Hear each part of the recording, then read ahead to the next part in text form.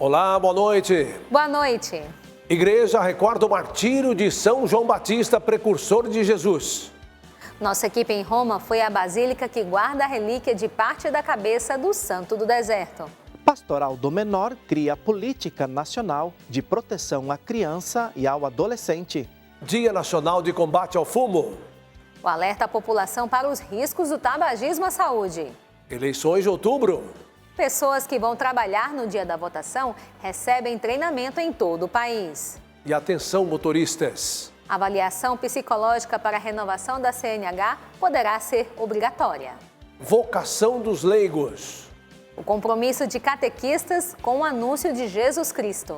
Você está na TV Canção Nova? Este é o Canção Nova Notícias que está começando. A serviço da vida e da esperança.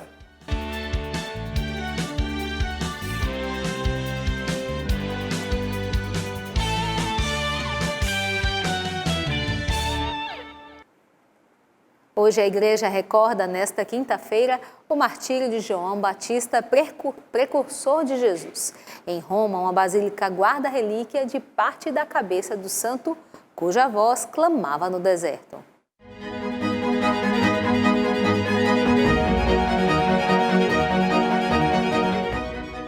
No centro histórico de Roma está a Basílica de San Silvestro in Capite, que significa cabeça, uma referência à relíquia do crânio do precursor de Jesus, que aqui é conservada e venerada.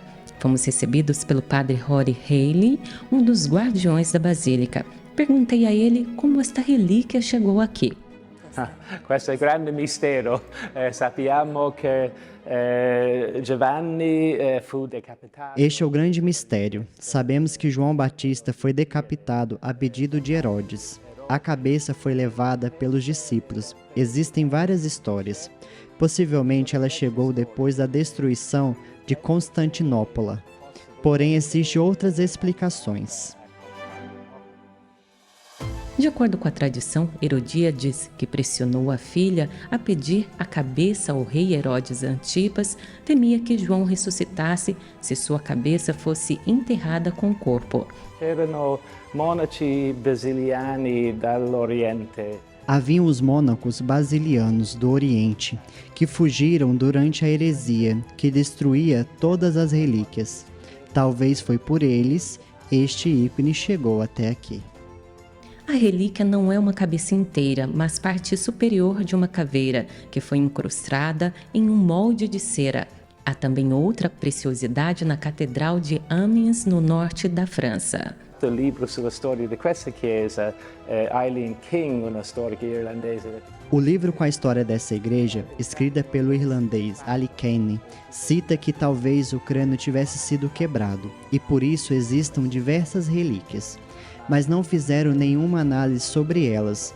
No entanto, esta relíquia nesta igreja é datada de 1194, ano da doação desta igreja. Em 1999, o relicário foi levado ao Instituto Central da Restauração de Roma, trazido de volta ao Santuário de São Silvestre em junho de 2012. Fica exposto nesta Capela da Piedade em temperatura controlada para facilitar a preservação.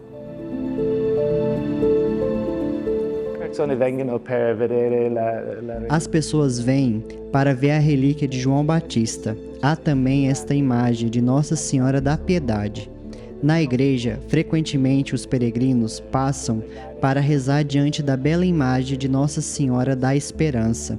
8 papas foram enterrados aqui. 8 papi, mi sembra, che sono sepolti qui nella chiesa.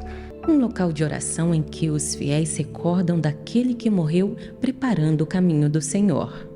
As pessoas vêm com fé e abertura, querendo a ajuda deste grande santo e experimentando a eficácia da sua presença.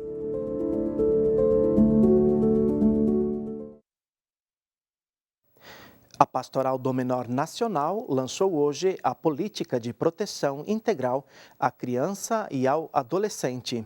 O documento traz orientações para a garantia da cidadania da infância e juventude. A iniciativa é uma resposta ao pedido do Papa Francisco para que a Igreja crie organismos de prevenção e combate de atos violentos contra essa parcela da população. Autoridades da igreja e educadores participaram do lançamento da Política de Proteção Integral à Criança e ao Adolescente. O documento foi desenvolvido pela Pastoral do Menor, em parceria com o escritório modelo Dom Evaristo Paulo Arms, da Pontifícia Universidade Católica de São Paulo. A questão da violência e a questão de abuso sexual ainda é uma realidade perversa na nossa sociedade. Por isso, o Papa Francisco nos convoca para esse enfrentamento institucional. A implementação do conteúdo será por videoaulas, realizadas em conjunto com o jurídico da PUC. O material ensina os agentes a lidar com casos de violência contra menores. Como a nossa legislação funciona, trazendo as duas linguagens. O professor falando ali do aspecto conceitual e nós trazendo esse aspecto conceitual para a nossa prática. Nós vamos disponibilizar no nosso site da Pastoral e com a questão das mídias sociais, a gente acredita uma ferramenta muito acessível. O lançamento desta política se baseia nos direcionamentos da Carta Apostólica do Papa Francisco, Vós sois a luz do mundo, e acontece diante dos 18 anos do falecimento do fundador da Pastoral do Menor, Dom Luciano Mendes. Nós estamos atendendo ao chamado do Papa Francisco, que através da carta Vós sois a luz do mundo, faz essa proposta para todo o mundo, nesse olhar especial para criança e adolescente vítima de violência.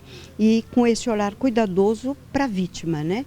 Esse olhar pastoral que o Papa Francisco pede. Essa violência nós percebemos que ela existe em todos os setores, lógico que não só na igreja.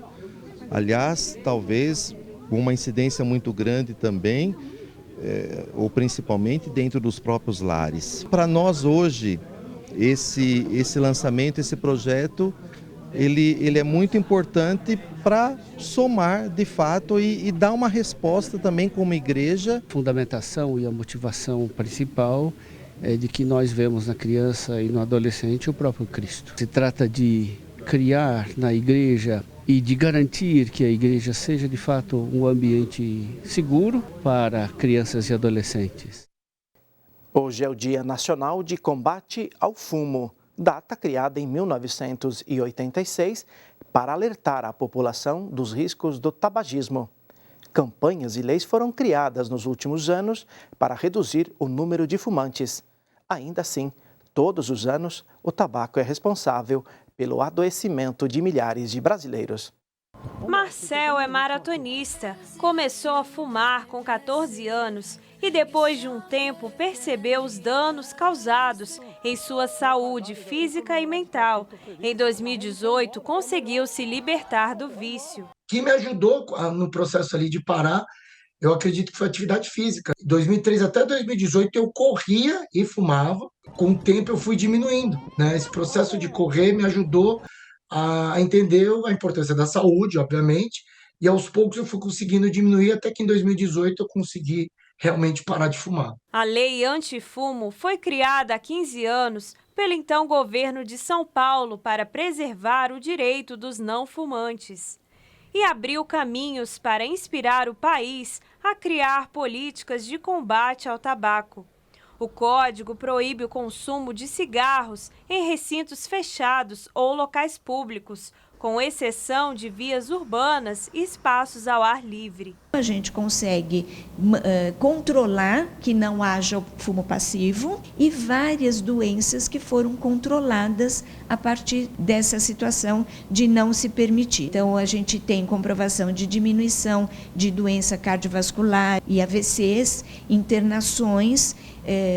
Isso, obviamente, impacta no serviço público, em custos, né, de utilização. Então, a gente tem, e obviamente, em relação à pessoa individualmente, de ela estar também controlando que não haja doenças cardiovasculares ou outros tipos de doenças que ela pode adquirir por conta do tabagismo. Anualmente, mais de 8 milhões de pessoas morrem no mundo por doenças causadas pelo tabagismo, segundo a Organização Mundial de Saúde, a OMS. Dessas, 7 milhões fazem uso direto do tabaco e o restante são os fumantes passivos. Os pneumologistas orientam que parar de fumar é benéfico, principalmente para a saúde pulmonar. A gente diminuir a taxa de doenças cardiovasculares, doenças pneumológicas, como o DPOC, que é o enfisema pulmonar. Então, assim, a cessação do tabagismo tem um impacto direto sobre a saúde respiratória, sobre o meio ambiente também, e é um ato, eu falo até um ato de amor ao próximo. A gente retorna amanhã com mais assuntos aqui de São Paulo. O governo indicou Gabriel Galípolo para a presidência do Banco Central. O anúncio foi feito pelo ministro da Fazenda em coletiva da imprensa no Palácio do Planalto. Galípolo vai assumir o posto no lugar de Roberto Campos Neto, que deixará a instituição no fim do ano. O governo acredita que a presença de um aliado pode ajudar a reduzir a Selic, a taxa básica de juros da economia. Antes de assumir o posto, Galípolo passará por uma nova sabatina no Senado. Ele já foi analisado pelos senadores quando foi indicado para a diretoria do Banco Central. O economista é próximo do governo Lula, foi secretário executivo do Ministério da Fazenda e ocupa a diretoria de política monetária do Banco Central do Brasil. Na mesma magnitude, uma honra, um prazer e uma responsabilidade imensa indicado à presidência do Banco Central do Brasil pelo ministro Fernando Haddad e pelo presidente Luiz Inácio Lula da Silva. O governo espera marcar a sabatina antes da próxima reunião do Comitê de Política Monetária em setembro, que deve ocorrer em conjunto com outros indicados para a diretoria do banco na Comissão de Assuntos Econômicos do Senado. O presidente Lula chegou a discutir com o presidente Pacheco qual seria a melhor oportunidade, mas isso cabe ao Senado marcar e decidir, mas eu quero crer que está sintonizado os presidentes Pacheco e Lula em relação à importância, né, dessa indicação. Com Gabriel Galípolo na presidência, o governo espera por uma relação mais harmoniosa. A equipe econômica deseja uma trajetória de redução da taxa básica de juros da economia, a Selic. Lula acredita que a taxa nos atuais níveis prejudica a economia do país. O atual presidente do Banco Central tem resistido às investidas do governo por uma trajetória de redução maior na taxa. Em nota, o presidente do Banco Central disse que a transição será de maneira suave e parabenizou o indicado do governo. Campos Neto tem trabalhado de forma harmônica e construtiva com o diretor Galípolo, desde a sua chegada ao Banco Central. Não tenha dúvida que é uma política mais afinada com o governo, embora ainda técnica, me parece que não haverá muito sobressalto. A tendência é que o Banco Central continue seguindo a norma técnica com relação ao estabelecimento da taxa Selic. No dia 6 de outubro, brasileiros dos 5.570 municípios vão às urnas escolher prefeitos e vereadores. Por isso, cidadãos são convocados para atuar como mesários, além dos voluntários. Para que tudo corra bem, todos passam por um treinamento que já está acontecendo pelo país.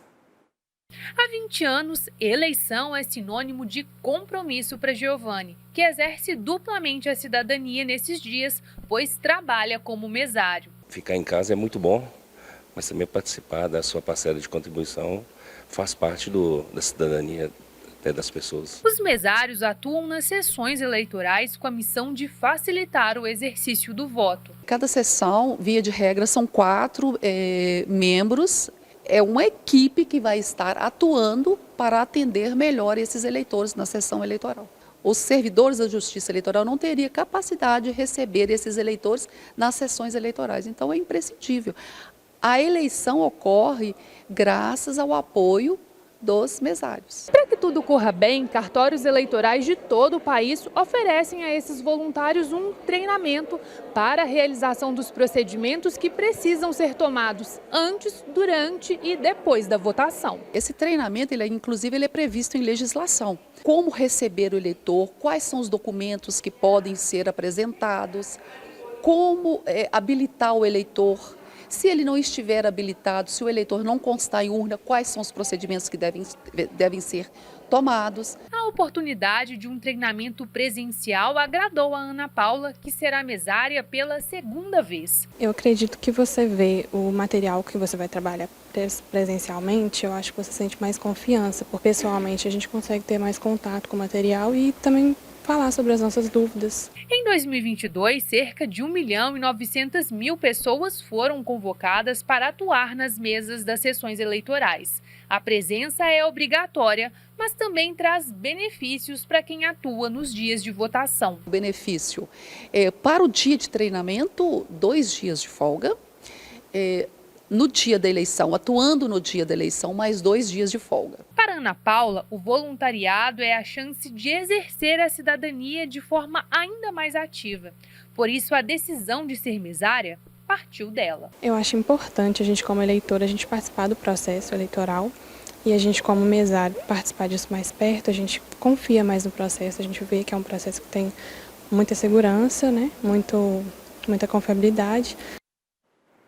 Motoristas podem ser obrigados a refazer as avaliações psicológicas no momento da renovação da Carteira Nacional de Habilitação. O projeto tramita em caráter conclusivo em uma comissão na Câmara dos Deputados. Pela regra em vigor, os testes serão realizados apenas para tirar a primeira habilitação. O texto do senador Davi Alcolumbre tramita na Comissão de Constituição e Justiça da Câmara dos Deputados. O projeto já foi aprovado no Senado. Se autorizado pelos parlamentares, será enviado para a sanção presidencial. As avaliações psicológicas são obrigatórias nas renovações de CNHs de motoristas profissionais. Os testes são realizados por profissionais de psicologia do trânsito. O candidato a motorista é entrevistado e avaliado sobre as capacidades de autocontrole, comportamento emocional, níveis de estresse e tomada de decisão.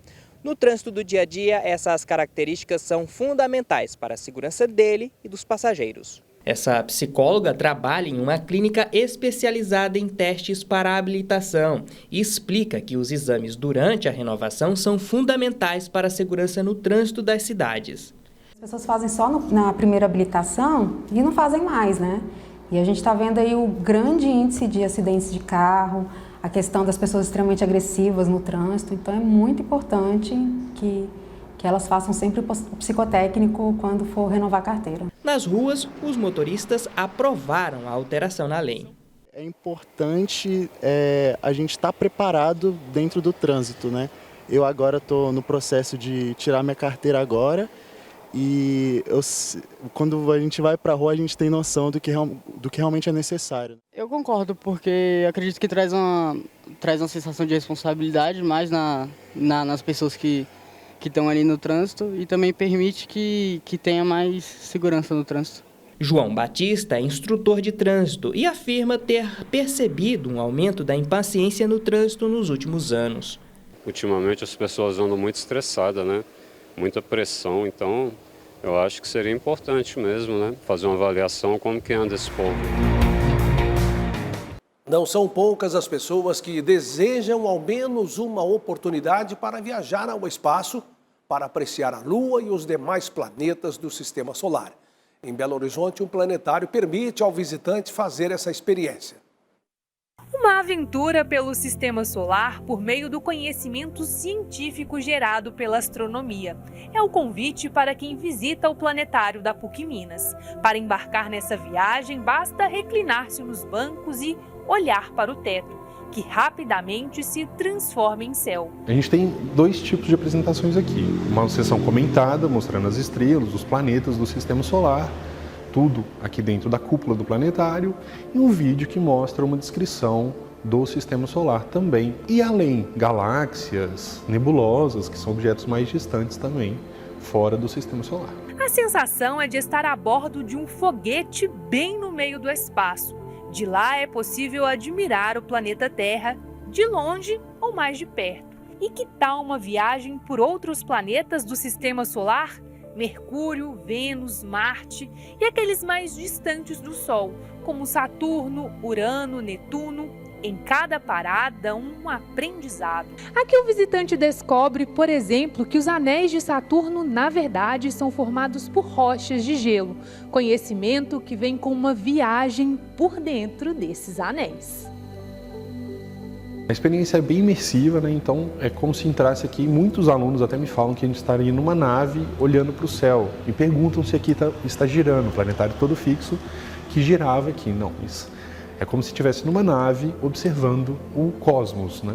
O universo todo aí. A experiência para todos os públicos e encanta quem embarca nessa viagem especial, ou melhor, espacial. Muito interessante, muito bacana. Foi assim um complemento da aprendizagem vista na sala de aula. Nunca tinha entrado num ambiente que nem esse. Eu acho que é bem legal assim as pessoas virem aqui sentindo espaço. É uma estrutura muito interessante e um conhecimento muito legal, muito interessante. Eu pelo menos não tinha essa visão toda que foi apresentada aqui.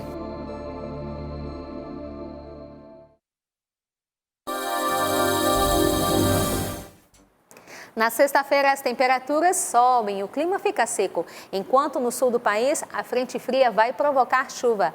A amplitude térmica continua, então teremos manhãs geladas e tardes quentes no sudeste. Tanto no centro-oeste quanto na região sudeste, o tempo fica firme em praticamente todos os estados. E a umidade continua abaixo dos 30% na maior parte das regiões. Pode ter nevoeiro na faixa leste do estado de São Paulo. O sistema de alta pressão inibe a formação de nuvens carregadas. Com isso, as áreas no centro do país vão continuar com ar bem seco e sujeito a queimadas, representadas por essa região de cor vermelha do mapa que está em alerta. Uma frente fria vai trazer chuvas no sul do país, mais precisamente no Rio Grande do Sul, região da Campanha e extremo sul gaúcho na divisa com o Uruguai. Enquanto isso, o tempo segue firme entre o norte do Paraná, passando aqui por Santa Catarina e chegando aqui ao centro do Rio Grande do Sul. Pancadas de chuva estão previstas na região nordeste para a faixa litorânea, entre o leste do Rio Grande do Norte e o sul da Bahia. Mas no interior da região nordeste, o tempo continua quente e seco. Secura e temperaturas elevadas atingem também a maior parte da região norte, como se vê nessa faixa aqui. Mas vai ter previsão de chuva em parte do Amazonas, Roraima, parte do Pará e Amapá. Os termômetros marcam mínima de 13 graus em Porto Alegre, 14 graus no Rio de Janeiro e máxima de 34 graus em Manaus e 39 graus em Cuiabá. Um momento especial que todos os anos ocorre nas praias brasileiras. É tempo de sobrevivência para as tartarugas marinhas e de desafios para quem atua na conservação desses animais ameaçados de extinção. Em Sergipe, nossa equipe acompanhou a atividade de profissionais para entender como a ação humana pode contribuir para o futuro dessas criaturas.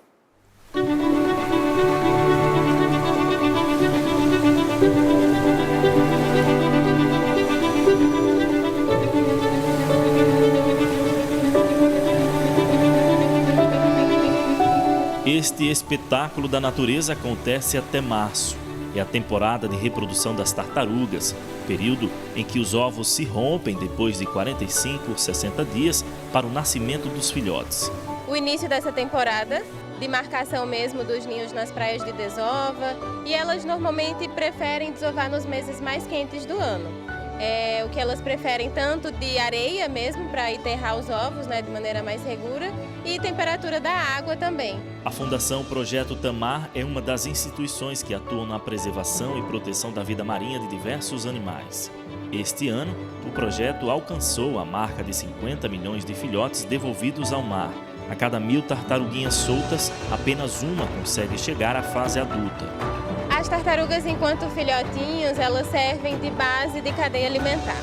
Então, a principal função ecológica dos filhotes é exatamente essa. A gente sabe que é um número chocante. As fêmeas, elas colocam entre 100 e 120 ovos em média. Elas podem desovar mais de uma vez também nessa temporada de reprodução, justamente porque sabem que a maioria dos filhotes vai se perder no meio do caminho, alimentando várias outras espécies de animais. O projeto Tamar está presente em 7 estados e monitora mais de 1000 quilômetros de praias. Em Sergipe, cerca de 150 quilômetros são protegidos, quase 8.000 desovas e 600.000 filhotes anualmente. A gente tem os centros de visitantes, né, que funcionam justamente como essa ponte entre os trabalhos desenvolvidos nas bases de pesquisa para que as pessoas consigam entender um pouquinho e, de fato, ter a oportunidade de ter esse contato um pouco mais direto com as espécies que a gente também tem vivas aqui nas nossas piscinas e tanques. Ter um contato maior com a natureza, possa conhecer um pouco mais da natureza, né?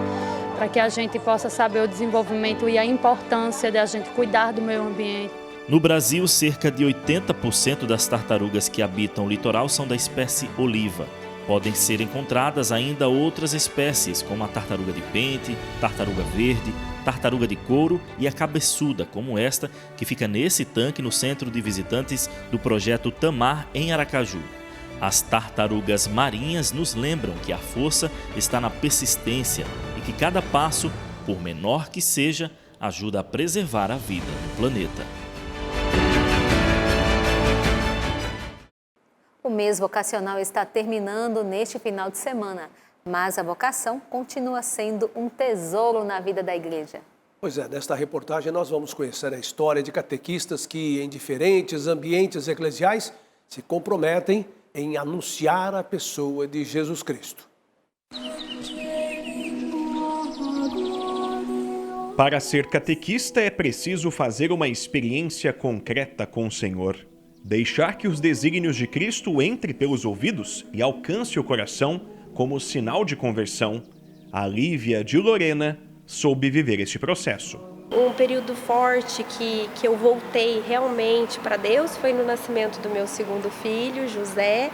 Ele nasceu, não conseguiu respirar, precisou ir para a UTI. E ali eu me pus de joelhos desde o primeiro dia, né, na incubadora, pedindo a Deus, né, naquela iminência de perder meu filho, e fui rezando. Ali eu senti a presença física quase de Cristo, e ali ele falou comigo, falou: da mesma maneira que você quer seu filho respirando 100%, eu quero você 100% para mim. Convite que valeu a pena e transformou a caminhada. Já fui ser catequista de crisma, um grande desafio, e tive muito apoio dos padres salesianos, que foram me formando, né, fui fazendo todo esse acompanhamento, estudando, e a partir disso fui conhecendo outros padres e fui entrando um pouquinho mais também nesse território diocesano, né, trabalhando com a catequese diocesana também. E São Bernardo de Claraval fala uma frase que eu gosto muito, que nós precisamos ser reservatórios e não canal. Porque o canal, a água passa, escoa e muitas vezes não sobra nem uma gotinha ali dentro. Agora o reservatório, ele vai dar aquilo que ele está transbordando, né? Então nós catequistas temos que ser esse reservatório de Deus, do Espírito Santo, para transbordar na vida não só dos catequizandos, mas também das suas famílias. A catequese além das paróquias acontecem em pequenas capelas e ambientes eclesiais. Tainá e Thales são titulares deste grupo que se prepara para o Crisma. Mãos que ofertam o que receberam. Felicidade a cada testemunho da ação do Espírito na vida de quem adere a Jesus. E aí, quando ele fez a Crisma, fomos convidados para ser catequistas e foi onde a gente foi chamado, assim, né? Que foi a confirmação de tudo isso. E eu comecei sendo coroinha e eu comecei a gostar bastante da catequese, então eu comecei a fazer e eu sigo até agora. Eu pretendo seguir carreira de vôlei, eu estou treinando e eu pretendo seguir essa carreira. Deus, no caso, é fundamental para que esse sonho se Sim, realize, né? Óbvio. E é com ele que eu falo todos os dias antes de treino. E eu vou acordar bem cedo para conversar com ele e pedir que ele faça a melhor forma possível. Catequese que revigora, encontra respostas para os questionamentos, identidade e pedagogia da fé, construção do reino de Deus que já está entre nós.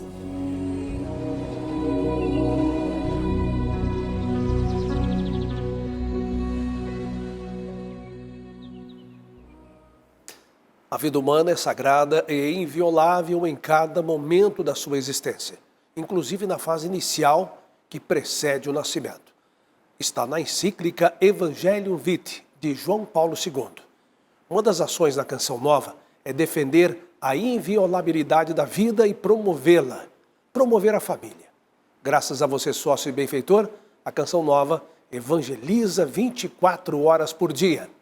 Vejam só, nós estamos com 87% de nossa meta na campanha de agosto, que tem amanhã o último dia útil do mês. Seja evangelizador com a Canção Nova e faça a sua doação pelo Pix, com a chave pix.doação@cançãonova.com. Obrigado por seu comprometimento. A primeira medalha do Brasil nas Paralimpíadas de Paris 2024 veio da natação. Nossa reportagem foi a São José dos Campos, conhecer uma turma pra lá de animada que encontrou neste esporte motivos para seguir em frente. Liberdade. Serginho deixa a cadeira de rodas e ganha as águas da piscina. Ali se reencontra como atleta e cheio de sonhos. Em 2009 eu tive uma inflamação na medula, né? Foi identificado uma esquistossomose no intestino. A partir daí eles me encaminharam para a reabilitação, né? E a reabilitação ele já é voltado para o esporte mesmo, né? Aí eu me identifiquei com a natação. Ganhou como recompensa amizades verdadeiras, esperança e desejo de lutar. Mas até onde vai essa força de vontade? Todos os atletas que você falar, o sonho é para a Olimpíada, né? No Paradesporto. Para mim, eu sou um deles também, com certeza. O esporte, ele forma campeões, não só na vida, mas como ser humano também, né? Vai estender a mão como exemplo para a pessoa que está sentindo dificuldade. Você fala, não, você pode também, vamos junto. Divide braçadas e raias com a pioneira no esporte do Vale do Paraíba. Rosana perdeu a perna em um acidente e desde então não parou de colecionar vitórias. Mãe para atleta, exemplo de perseverança e dona de um sorriso único. Aí eu comecei a nadar aqui no ano de 2000 e nunca mais parei.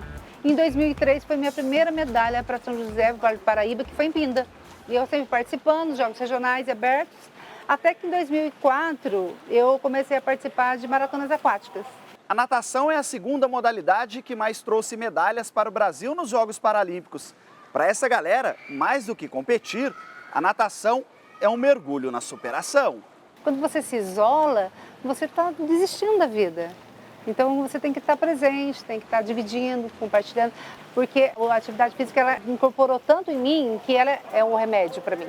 Eu tenho em casa minha irmã que é deficiente, então eu fui procurar educação física para poder ajudar minha irmã. E isso eu conheci a modalidade da pessoa com deficiência e é uma coisa que eu pretendo fazer pro resto da minha vida, né? Não é sobre perdas, mas se reencontrar na arte de viver.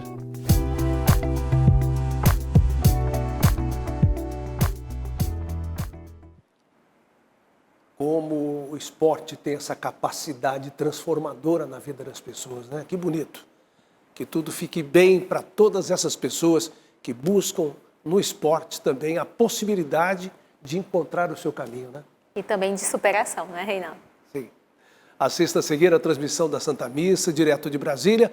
Às 9 horas tem Escola da Fé e às 10, Além da Notícia, com Ronaldo da Silva. Boa noite, paz para você. Uma ótima noite.